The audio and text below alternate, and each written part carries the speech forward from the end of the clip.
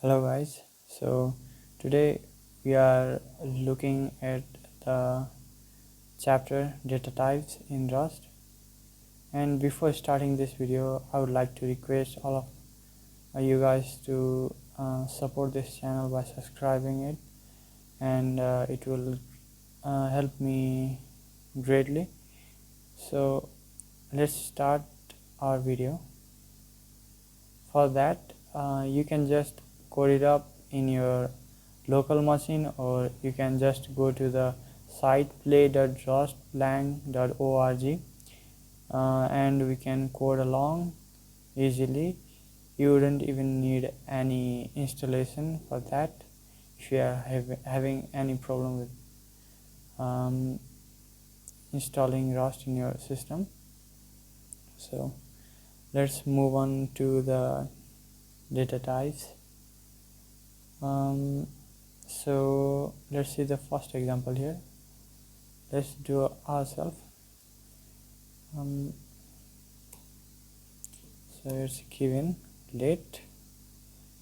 Let's write num, and we write, so let's not write what exactly is given out there in the website. So let's try something like 48 parse dot accept not a number. Okay, so what will it give us? I would like you to guess if you know any of the thing about data types. So let's run it. We should get an error. So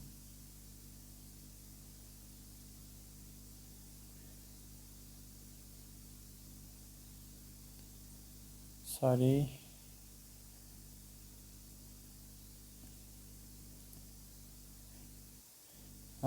this is not what I was telling about. Still we should get an error, and it is saying that at least it is pointing toward the num variable. So let's try to change few things here. Let's write u 8. So let's run it.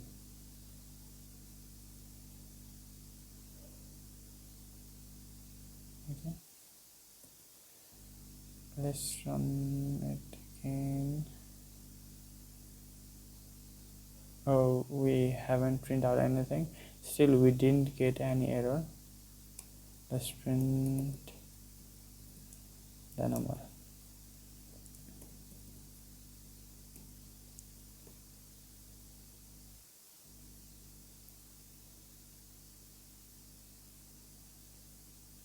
Sorry, what is up with me?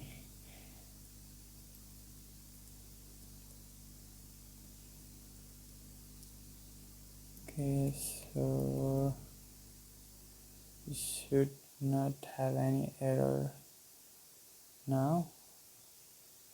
We should see 48. Yeah, so we have the result here, and let's discuss what happened here. So initially when we didn't had anything like u8 after num, then we ran into problem, and when we add u8 we had our problem solved. And you might be wondering what is expect is about. So expect is the method that will run error checking. So if it isn't a number, might not be a u8, then it will print or just give the value not a number. So that's about that. So let's see more about data types. So here it is also given the same thing we did up there. If you don't add U32 type annotation above, Rust will display the following error. That means compiler needs more information from us to know which type we want to use. So there is kind of a way how Rust works, and there mainly are two: the internal control flow and the external control flow, or the flow we control ourselves by putting something behind num or not putting anything there. So that's our choice, and if we did add something here, then we have provided with some methods, and these methods are working because we gave data type annotation. And by the way, U8 means unsigned 8 means that is bit. So the number is just about the capacity of number that it can hold, not the length but the bit size. So that's about U8. Here it has written U32, that means unsigned 32. Okay, then scalar types, integer types. So we have given a table here, 8-bit I8, that means signed, and that means from 0 to 256, and U8 means I think you can calculate that, but it means that it can go either way, maybe negative or positive. And we have 16-bit, and same goes up down the table. So let's see number literals. We have decimal, hex, octal, binary, okay, floating point, and it is kind of an important one after U and I. So it's F, that means float, and this number suggests the number of bits.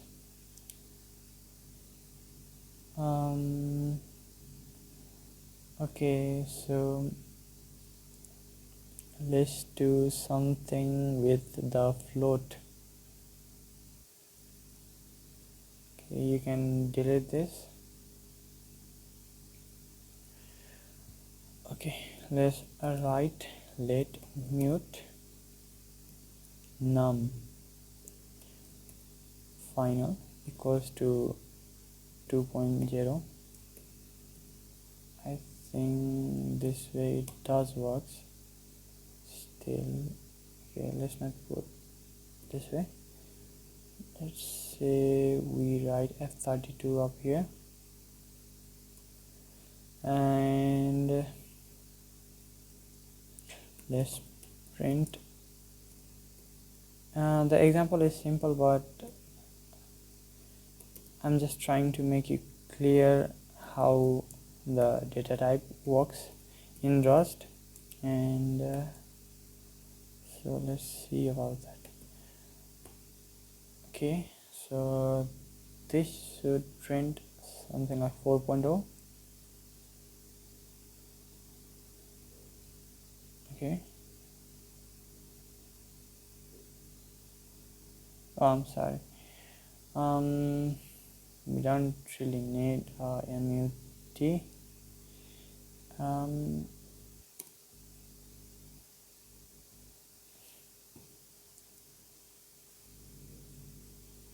Okay, so it prints 4. Okay, let's try an example. Let num, let's just write it num num1 maybe. Let's write num2. Okay, so let's do it F8 equals to 4.0, and let's write num1 plus num2. So will it compile successfully or will it not? I think it should give error because we have different type F8 and F32 that wouldn't work nice together. So if we do change the number of bits, F32, it should work properly now. Yeah, it is doing that. So that's about the float. We have numeric operations. It is about the same how we do in Python or JavaScript, so I don't think that it is really required. You can really see the example up here and go just as given in the docs here, the boolean type. The boolean type, so it's about true and false, same way we would do in maybe TypeScript, how you give a type to variable. Is there anything more than this? Okay, we have character, and you need to note that we write character with single what do you say this,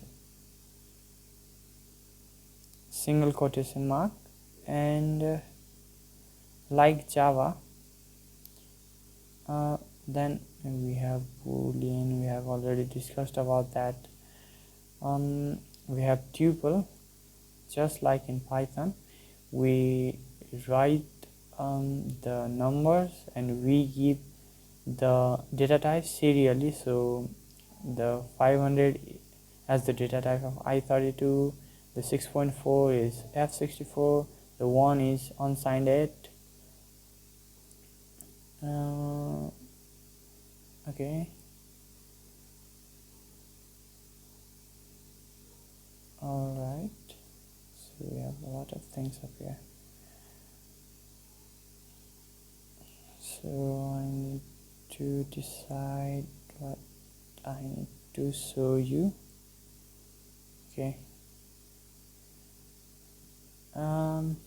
let's do a little bit of tuple. Let A B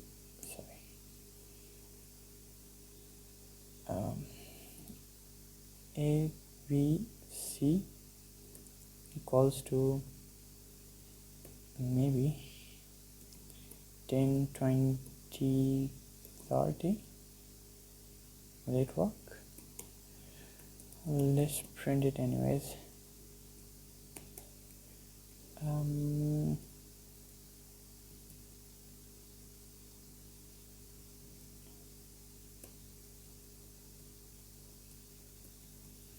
Yes, let's write A,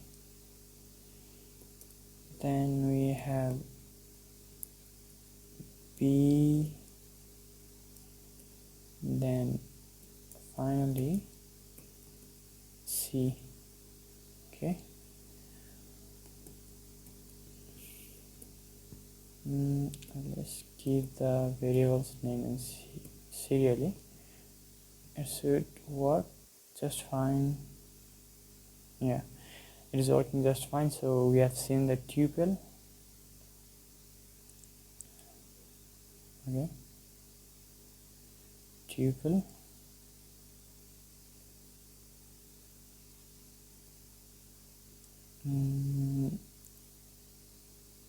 so we need to create a collection, I guess. Sorry, we haven't created tuple, but it's more like assigning a lot of variables the same way. Tuple would be more like a and I don't know, something like U8, U16, F32 equals to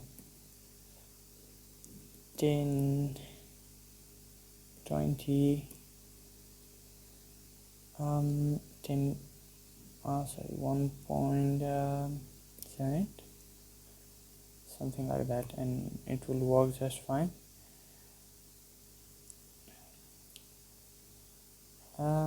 Let's check the array type.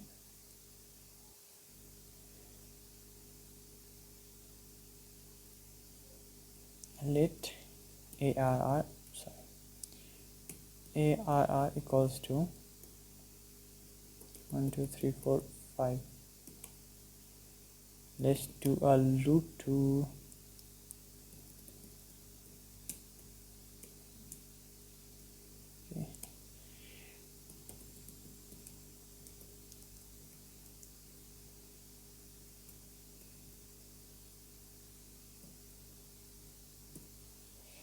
it's supposed to be working just fine, but still, let's see. Yeah, so it is printing out all the numbers, and this is a type of loop in Rust, by the way. We'll discuss about this in topics that will come ahead of us, maybe in something like iterators and loops. So just to show you how we can do a loop in an array. And by the way, we have 3 types of loops and 3 ways we can go through an array or any collection types. So as we have discussed about collection, let's see what we can do differently.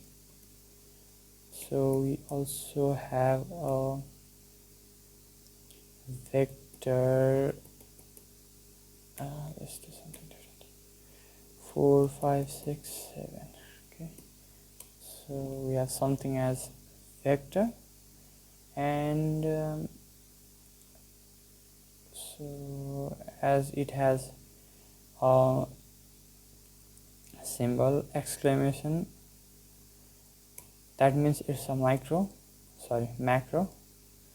and we should also be able to loop through the vector.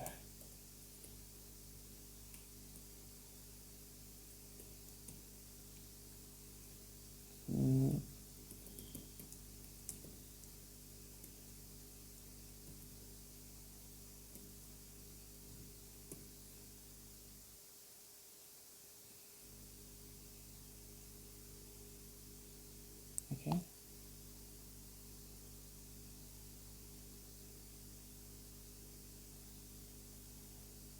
so we are not using this code, so maybe due to that we had a problem. So yeah, it is running just fine. And by the way, the symbol underscore in Rust, that means we are just not using that variable, and it is just intentional, and it will just ignore, the compiler will just ignore that.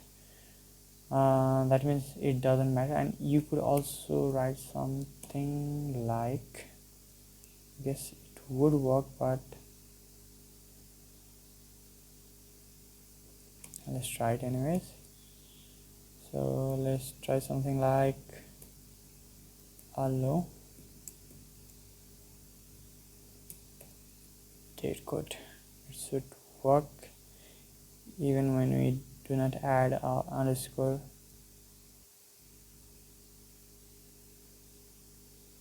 I hope so, but okay, so the compiler is saying that we need to add unused variable. I mean, it is not saying that we need to add it, but I just think how we probably need to add something in front of a function. So it is saying a 1, just to 1 by default for unused variables. So maybe we can allow unused variables. I don't know if this will work, but it should work. Variables, okay. So yeah, that would work just fine. And do we have anything other than that?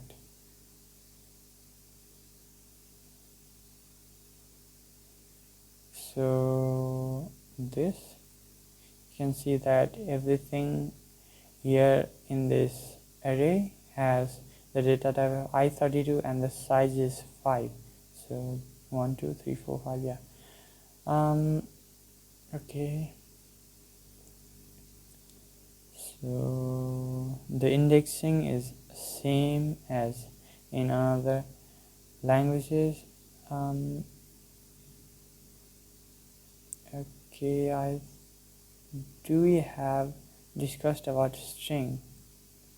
I don't know. I don't think we have, and the most important one. So sorry.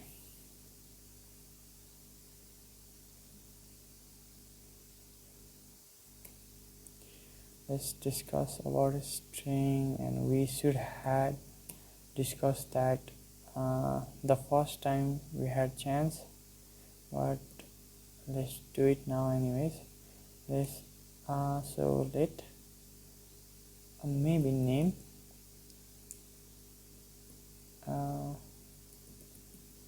can keep this thing, or the compiler will just know.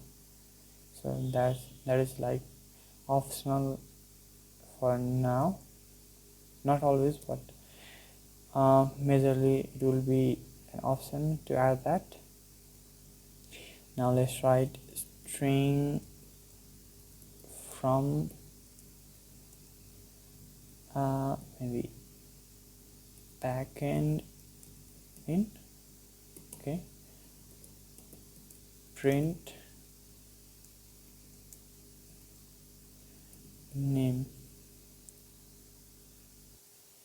So yeah, so it prints backend bin. It's just working fine, and we do have other ways to create string.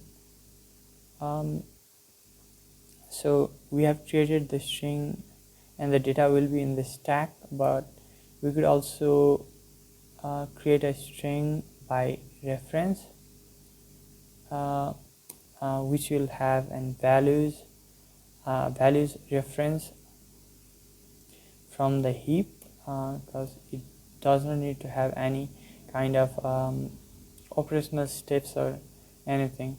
So let's write backend bin. So it should work now too. Yeah, it is working just fine. So just a heads up, the sign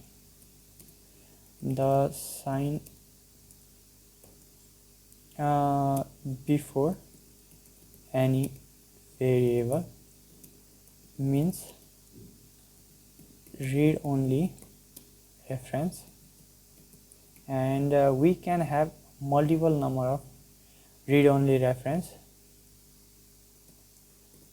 multiple counts, and we have another, the major one, the sign.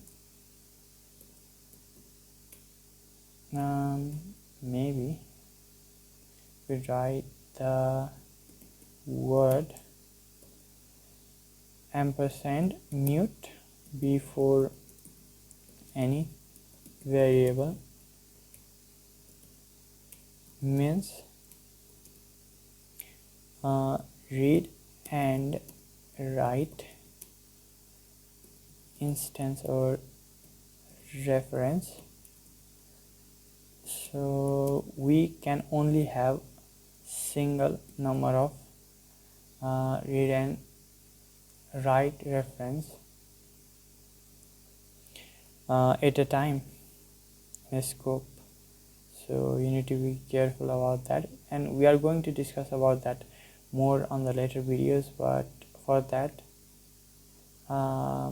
it's just a heads up.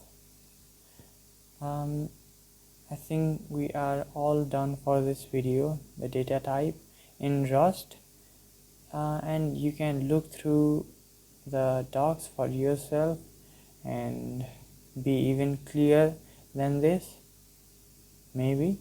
I have tried to make everything clear about data types.